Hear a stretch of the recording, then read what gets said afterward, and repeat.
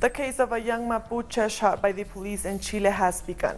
Brandon Hernandez Huentecol was left with his hip destroyed and 80 pellets in his body after the incident. Our correspondent Powell Gaius brings us up to date. After 2 years of waiting, the hearing of the young Mapuche Brandon Hernandez Huentecol has begun in Chile.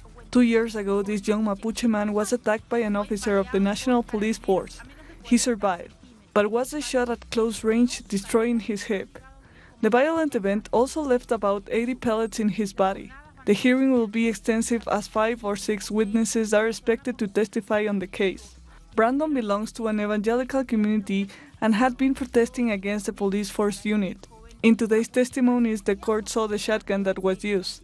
In the coming days, Brandon and his mother are expected to testify. They both refuse to talk to the press, but it is said they are asking the officer that shot the Mapuche man to be sentenced to 10 years in prison. We thank Paola for that report. Peru's Attorney General Pedro Chavarri has withdrawn an order to remove 2 key investigators of the Odebrecht case.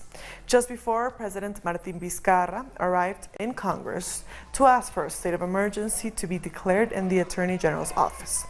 If a state of emergency is declared, it will allow Vizcarra to make changes to personnel who can advance the investigation.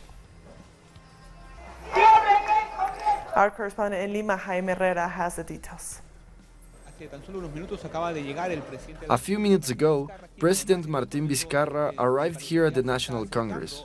He is set to give a press conference to explain more about this decision regarding the state of emergency at the Attorney General's office and the possible resignation of the Attorney General Pedro Chavarri, who, in order to avoid his resignation, has backed down in his decision to dismiss 2 investigators in the Lava Jato investigation.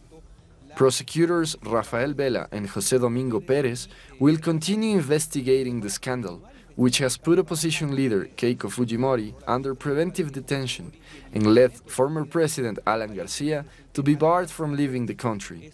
This leaves some questions in the air as to whether President Vizcarra will continue with his legal motion, but people protesting in the streets and in front of Congress continue to demand he declares the state of emergency in the Attorney General's office, and that he asks for the resignation of the Attorney General. People say Chavarri is benefiting certain political actors linked to the Lava Jato corruption case. Some political parties, like Frente Amplio, suggested a speed-up of the legal process so they could start debating the law project in less than 2 days. There are more demonstrations planned for tomorrow and Friday, in Lima and in other cities across the country. Meanwhile, hundreds protested on Tuesday night in Lima to show their outrage at the Attorney General's decision. Despite backing down from his decision, people have continued to demand that Pedro Chavarri be dismissed. And staying in Peru, indigenous communities and social organizations have said that 2018 was a bad year for the country's indigenous people. They condemned the violations to their rights and the plunder of natural resources. That's the main conclusion of the latest Indigenous Peoples Report, drawn up by the National Coordinator of Human Rights. The impacts have been borne by the native communities, especially those located in the Peruvian Amazon. Social, environmental, cultural and economical impact, especially on women. First of all, it generates separation and confusion among communities, since these enterprises offer jobs. And if the enterprise's goal is not part of the community's plan, there is always going to be these kind of changes. Extractive projects that, according to specialized organizations, are imposed by force without previous consultation, and in some cases, a state of emergency and military forces have been used. Basic rights like people's free transit or peaceful gatherings that are usual in the communities are withheld. Often those territories are unnecessarily militarized. All of this in favor of the industry interest. They don't know what they are harming their human rights. Extractive activities that in the last 3 years have been causing several oil leaks. poisoning water resources and arable land. Those responsible for this haven't been sanctioned yet. La situación es dramática, ¿no? This is a dramatic situation. Water sources are contaminated, as well as fish, and in many cases, even people, in Chiriaco's case. A complete cleaning had to be done after oil leaked out. More than 300 people are severely sick due to the lack of protection during the cleaning. Respecto a haber hecho esos trabajos de limpieza. A situation that could be solved by identifying more than 5,000 indigenous communities which have no recognition over their territories, as well as the lack of health services and preservation of their native languages, since their budget has been cut off by 50%. The construction company Odebrecht has agreed to pay close to $40 million to the Brazilian state company Eletrobras. Officials from Eletrobras said this payment is related to losses over the construction of 2 hydroelectric dams. The payment is a result of an agreement signed by Odebrecht and authorities to end the investigation against the company. Brazilian President Jair Bolsonaro has issued an executive order that can fatally harm the Amazon rainforest. The new president has transferred the regulation and creation of new indigenous reserves to the Agricultural Ministry. But conservationists fear this will convert the Amazon into farmland. Bolsonaro defended the move, saying large areas of the rainforest are controlled by just a few people, referring to indigenous communities. President Bolsonaro has also signed a decree to remove a section guaranteeing the rights of the LGBTQ community from the country's human rights guidelines. The provisional measure indicates that the recently established Ministry of Women, Family and Human Rights won't have a specific branch for the LGBTQ people. Bolsonaro has promised to withdraw his country's signature from the newly signed Migration Pact. He announced this during a meeting with U.S. Secretary of State Mike Pompeo in Brasilia. The pact, which aims to protect the rights of migrants and encourage lawful migration, was approved in December. Countries such as Chile, Italy, and Israel withdrew from the agreement. Meanwhile, the new economy minister, Powell Gaius, has vowed to accelerate the privatization of the country's state companies and reduce social spending. The first big expenditure, which is social security, is the first big challenge to face. It is the biggest challenge to be faced. If this challenge is successful, then in 2 or 3 months we will have 10 years of sustainable growth ahead of us. Privatization, austerity, and the extension of the agricultural and mining frontier onto indigenous land. These are some of the priorities of the new government in Brazil. People want solutions to the economic crisis, but do they think these policies will achieve them? Our team in Sao Paulo went to find out. With 12% of the population unemployed and a similar proportion in informal work, the new government faces the challenge of kickstarting the economy. We need a government that will govern better and make us happier. Look at the shops. Nobody is buying anything.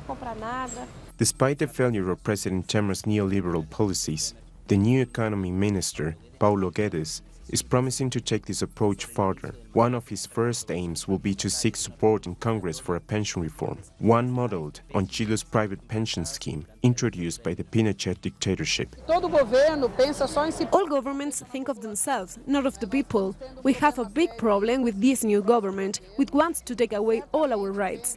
With their proposals, the workers' right to retire and decent life is disappearing. Bolsonaro's promise to criminalize the homeless and landless movements in a country a housing deficit of 6 million homes suggests social conflicts are set to increase. Under Bolsonaro, we will not see the same kind of democracy, which was already limited. He wants to outlaw social movements. The challenge for this year will certainly be for the movements to resist and keep defending people's rights. Minorities have a slogan for what lies ahead. Don't let go of anyone's hand.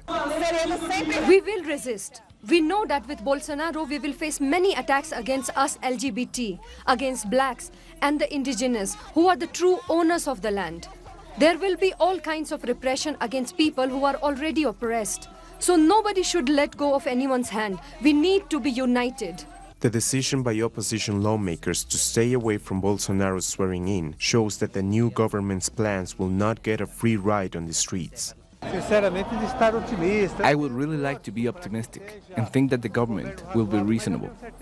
But I know it won't be. It's a corrupt, authoritarian, and incapable government. Bolsonaro will throw Brazil into a social and economic crisis, set the place on fire, and it won't last a year like that. Brazil is entering a new phase of the neoliberal experience and a political break with the last 30 years of democratization. 2019 will show whether the strength developed in the struggle for social rights will be enough to confront the return to power of those schooled by the military and civilian dictatorship.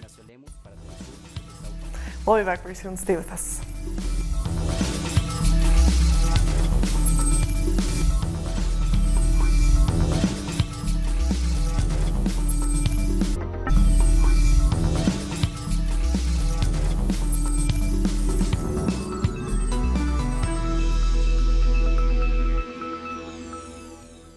Welcome back. Mexican President Andrés Manuel López Obrador wants to recruit 50,000 young people for the country's new National Guard.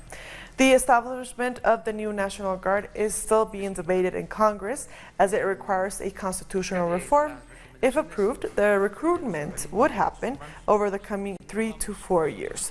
The National Guard aims to fight the growing violence in the country. In 2017, Mexico registered over 30,000 homicide cases, the highest rate in the last 2 decades. A mayor has been killed in the southern Mexican state of Oaxaca 1 hour after taking office. 2 men allegedly shot Mayor Alejandro Aparicio in the middle of the street. The state attorney's office has said they've started an exhaustive investigation into the murder. 1 person has already been arrested. Close to 400 migrants have died while trying to cross the U.S.-Mexican border in 2018. According to the organization Lost Migrants Project, 376 people lost their lives trying to make their way to the U.S. The project collects data of people killed in transportation accidents, shipwrecks, violent attacks, and medical complications. They also recorded the deaths of unidentified bodies found on the migration route. Mexico is still navigating the effects of the renegotiation of the NAFTA agreement and other neoliberal policies taken by past governments. We have the details in this report. Mexico is still feeling the effects of the North American Free Trade Agreement 25 years after it was first signed. It was on January 1st, 1994 that the trade agreement between Mexico, Canada, and the United States came into effect. Many said this would subject Mexicans to unequal work conditions. This is a crisis that is reflected in the growth of migration. 500,000 Mexicans leave the country every year, and it has a lot to do with the rules imposed by NAFTA. One of those rules was the underselling of the workforce. In more than 20 years, the trade agreement helped investments increase but led many people to poverty. This agreement has deteriorated national productivity. It has led people to hunger and has created ghost towns. Campesino organizations have opposed the deal since it was first signed. NAFTA has forced Mexico to import over a third of the corn it consumes. Also, over 1 million agricultural jobs were lost. We believe that the NAFTA agreement must end. Our country doesn't need to be part of NAFTA. It has only created more poverty, unemployment, and violence. Despite the United States having benefited from the NAFTA agreement, President Donald Trump pushed for a renegotiation of its conditions. There is an aim to control our manufacturing, our economy, and our finances. That is what we think of the NAFTA agreement. After months of renegotiation, Canada, Mexico, and the United States reached a new agreement. This presents new challenges for Mexico's economy and for the new administration. The new government must increase public investment to reinforce our internal market. That is a way to counterbalance the fall of exports. We have to increase productivity and boost our national market instead of importing goods from the US. The new government of Andrés Manuel López Obrador reacted to the New Deal by increasing the minimum wage in a 16% boost to people's purchasing power. A social organization in Argentina which advocates for political prisoners has demanded that all social leaders currently behind bars be set free. Ever since Mauricio Macri became president, Argentina has become a living hell for members of the opposition. We are in a state of emergency, in a state where all rights are being violated. The principle of innocence, of due process and individual guarantees.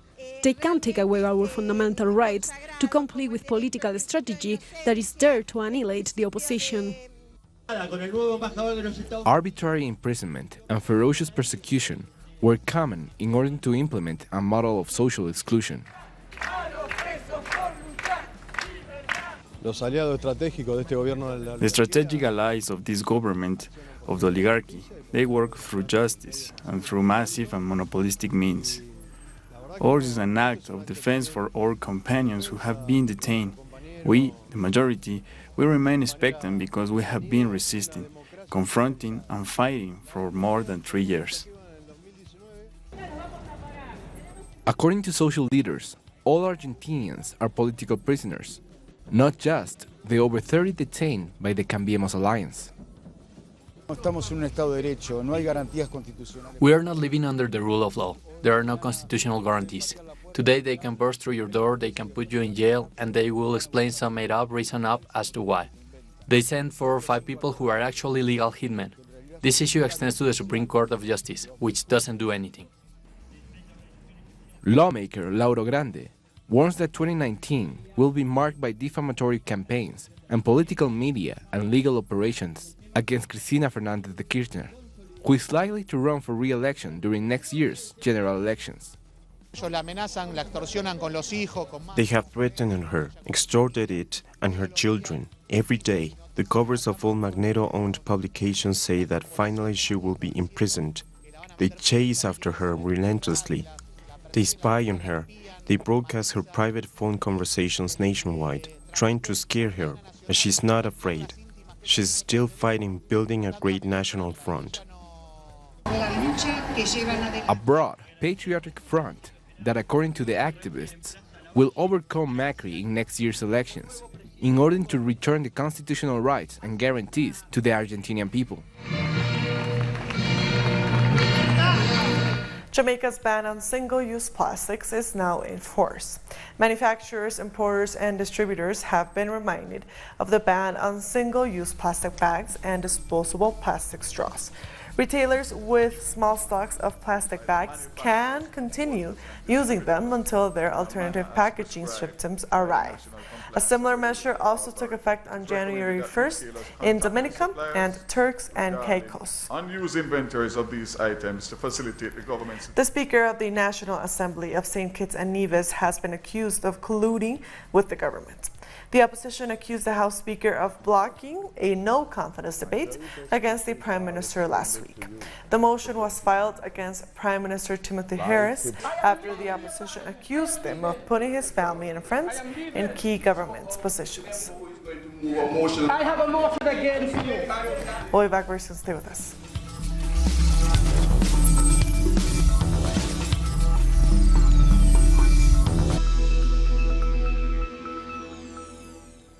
Welcome back. People have built a memorial in front of the apartment block that collapsed in Russia, killing 31 residents. Dozens of people created the makeshift memorial with flowers, stuffed animals, and toys. Meanwhile, emergency service workers continue their recovery efforts on site. It is impossible not to come here. It is a shared grief. It is frightening. We never thought that this could happen in our own town. It is impossible not to come here, to pay respects to the dead. It's a terrible pain. 6 people have been killed in a train accident on a bridge in Denmark. A severe storm made it difficult for emergency services to reach the train, halted on the Great Belt fixed link between 2 major islands. The train was heading to Copenhagen when it was hit by objects from a freight train. The Lebanese political party Hezbollah and the Prime Minister-designate have said a unity government will be formed soon. Since winning the elections 8 months ago, the Hezbollah group has been in negotiations with political factions. However, parties have been wrangling over cabinet seats. Lebanon has a political system in which religious communities share power. Despite the setbacks, the vice president of the political council is saying a solution is very close. The government of Israel has announced plans to worsen the conditions for Palestinians held in its prisons. Some of the measures announced include limiting the amount of water a prisoner can consume in a day, also cutting visits by family members and preventing members of Israel's parliament from visiting Palestinian prisoners. Thousands of Palestinians, including 230 children, are held in Israeli prisons. An Iraqi Kurdish activist is on a crusade to eradicate female genital mutilation, widely practiced in Iraq's autonomous Kurdistan region. Rasul, who herself went through the process at a young age, challenges the perception that genital mutilation is mandated by Islam. She also warns midwives about infections and the emotional trauma the practice causes on women. Victims of genital mutilation are between 4 and 5, but could be affected for years because of bleeding, reduced sexual sensitivity, childbirth complications, and depression. In light of the law combating domestic abuse, we are presenting a seminar for women in this village revolving around the harm of female genital mutilation from legal, religious, and social aspects, as well as explaining the health damages female genital mutilation causes. 2 Indian women have entered a Hindu temple in the state of Kerala, previously closed to women of menstruation age. The ban was overturned by the Supreme Court, but protests against women entering continued. Earlier, millions of women from a range of sectors, including government workers and students, took part in a rally to call for gender equality. A number of women who tried to reach the temple were attacked by men opposing their presence. Former Republican presidential candidate Mitt Romney has accused U.S. President Donald Trump of causing dismay across the world. In an opinion piece in the Washington Post, Romney said Trump's actions, also conducted in the last 2 years, indicates that he has failed to rise to the mantle of the office he holds. Trump responded on a tweet asking Romney to focus on areas where he can be useful. NASA has released pictures of what it claims to be the most distant object encountered by humankind until now. The ice mass is shaped like a snowman and was spotted 6.5 billion kilometers away from the Earth. NASA confirmed on Tuesday that its spacecraft flew past the object, located in the solar system's outermost region. The previous record of the most distant space exploration was the encountering of planet Pluto in 2015. And with that story, we've come to the end of this news brief. These and other stories, as always, find them on our website at telesurenglish.net. And also join us on social media. We are on Facebook, on Twitter, and on Instagram. For Telesur English, I am Estefania Bravo. Thank you for watching.